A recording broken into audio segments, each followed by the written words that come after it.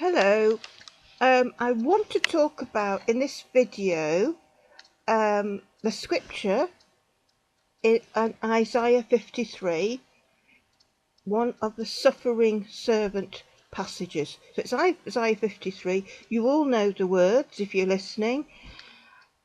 And there was nothing in his appearance, nothing in his appearance that we should desire him. That we should desire him. And what I want to focus on is these few words, that we should desire him. I've already done one video about you focusing on the word appearance. There was nothing in his appearance that we should desire him. So there's nothing about him. There's nothing about him that would, eye-catching, stands out, nothing. I would say, if you think these words are attributed to Jesus, then I would say, think again. Because the Gospels indicate the absolute opposite. Because the Gospels say that Jesus grew up in stature and wisdom. So it's not about his height. This is about him making an impression on the world, on the community. Remember, Jesus was found by his mother and father in the temple giving a talk to the rabbis, and they're all listening transfixed to this little boy talking. So he's obviously brilliant. He's a child prodigy. He is developed ahead of his years, right? So we want to focus on these words. There's nothing in his appearance that we should desire him. Desire him. Well, I have to tell you, clever people are admired, and people want to be with them. Take the development of Jesus. So he is developed. He has stood out from birth. He would have been crawling before other children, because there is evidence that smarter children, very bright children, do develop faster and quicker than ordinary children. So they're crawling before other babies, they are learning to walk before other babies, they are talking, and the speed of their vocabulary and the growth of it is much faster than an ordinary little baby, a little toddler. In other words, the development of the child is much faster, and that will make a child stand out, even a baby. What? Jesus is walking already. He's walking already. He's talking. Did you hear what he just said?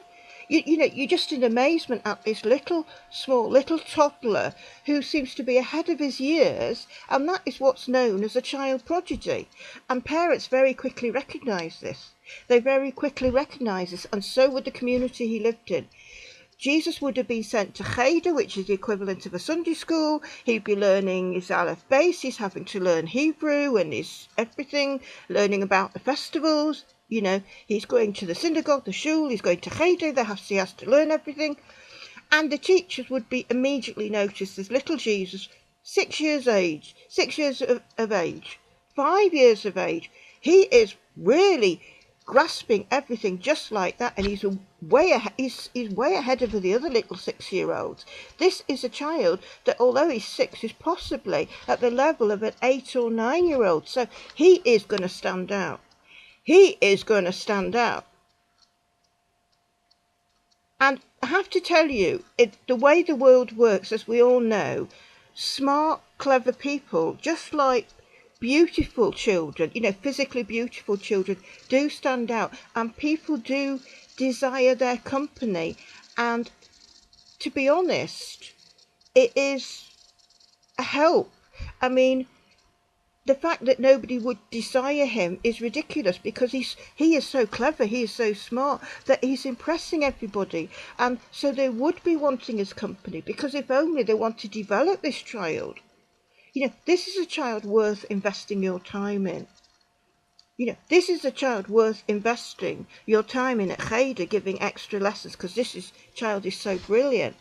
You have to also remember, he would be impressing everybody within the community with his brilliance as he develops into a teenager, right? And word would very quickly get round. He would be known as being very smart. Now, being handsome, as we all know, and good looking and having the gift of the gab is one asset in life that can make people desire you and want to be with you, and it helps you in life. But also being very, very clever and smart and having a wisdom and something beyond your years sort of draws people to you. And so you, in a sense, you become the centre of attention. Don't tell me that every Jewish mother aware of Jesus' existence once he got to a teenager would not be thinking, now there's a boy my daughter should marry. Right?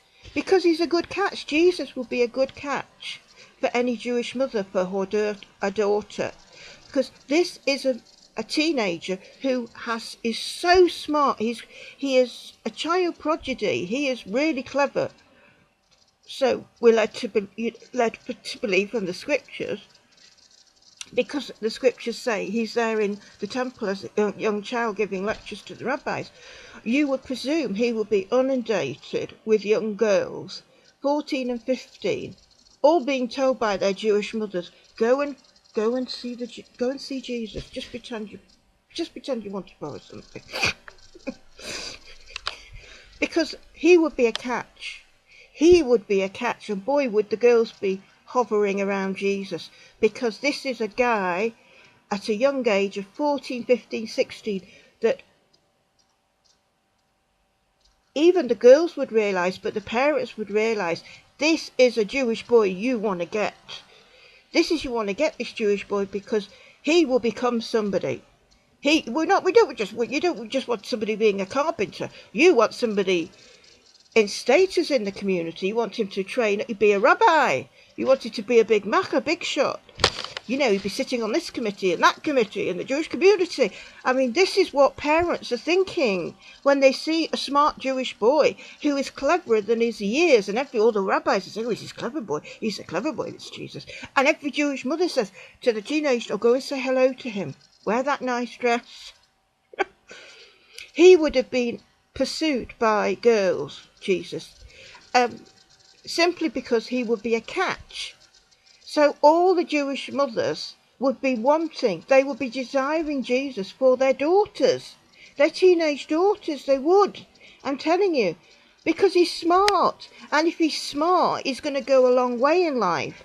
And the daughter's going to be married to somebody who could become a rabbi, and he's got prestige in the society, and she's going to be somebody in the Jewish community, a rabbi's wife. I mean, that's far better than being a carpenter's wife, a rabbi's wife.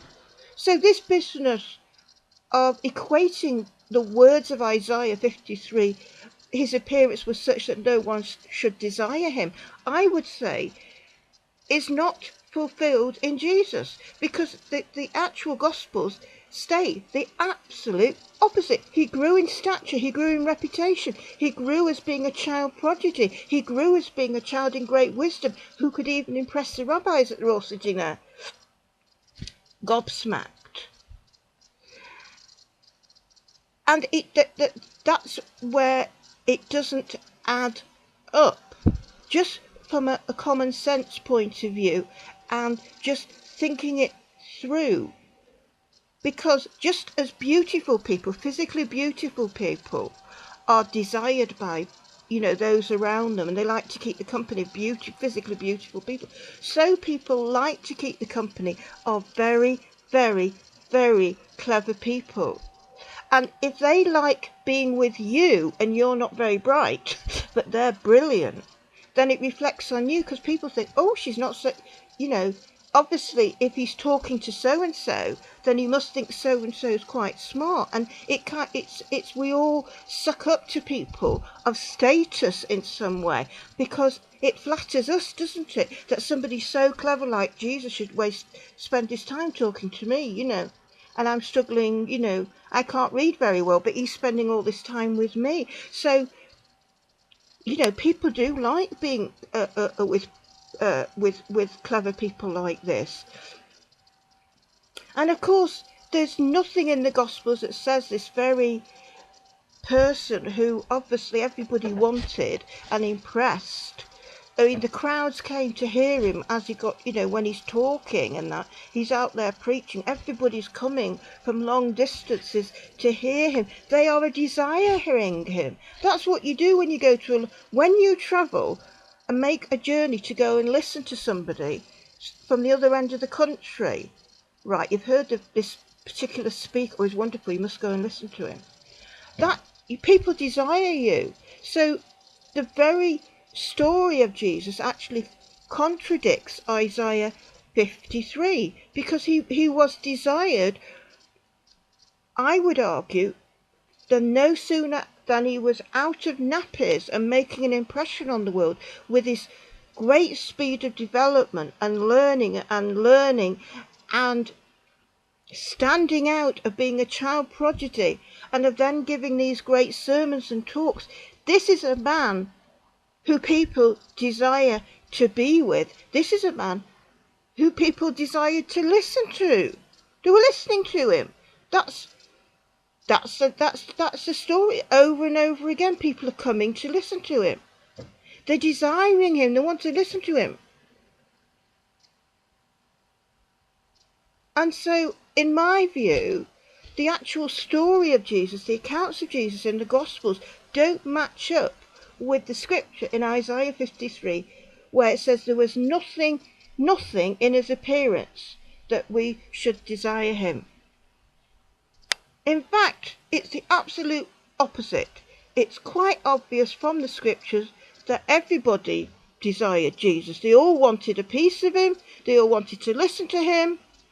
They were all around him and they were all impressed with him.